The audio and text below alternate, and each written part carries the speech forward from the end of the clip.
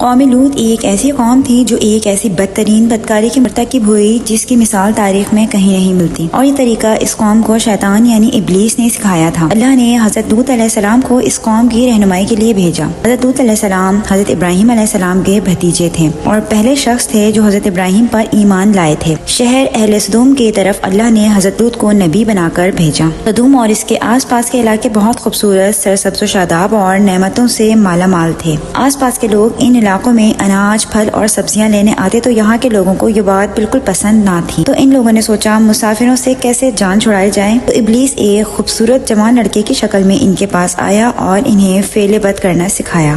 ابلیس نے قوم لوط کے لوگوں سے کہا کوئی شخص تمہارے علاقے میں آئے تو تم زبردستی اس کے ساتھ فعل بد کرو۔ اس طرح شیطان کے بہکاوے میں آ کر یہ فعل اس قوم کا دستور بن گیا، جس میں یہ لوگ فخر محسوس کرتے، اور یہاں بے حیائی اس قدر عام ہو گئی کہ آدمی عورتوں کو چھوڑ کر آدمیوں کی طرف کشش محسوس کرنے لگے۔ اہل سدوم سخت ظالم، دھوکے باز اور بد معاملہ تھے۔ کوئی مسافر ان کے علاقے سے خیریت سے نہیں گزر سکتا تھا۔ حضرت لوط علیہ السلام نے انہیں توحید کی دعوت دی اور بدکاری کے اس عمل سے بچنے اور انہیں توبہ کرنے کا حکم دیا۔ حضرت لوط کا سمجھانا اس قوم کو بہت برا لگتا تھا۔ ایک دن حضرت لوط علیہ السلام سے کہنے لگے اگر تم سچے ہو تو ہمارے اوپر عذاب لے آؤ۔ اللہ نے ان پر عذاب کا فیصلہ صادر کر دیا۔ وہ یوں کہ اللہ نے حضرت لوط کے گھر اپنے 3 برگزیدہ فرشتوں کو خوبصورت لڑکوں کی شکل میں بھیجا۔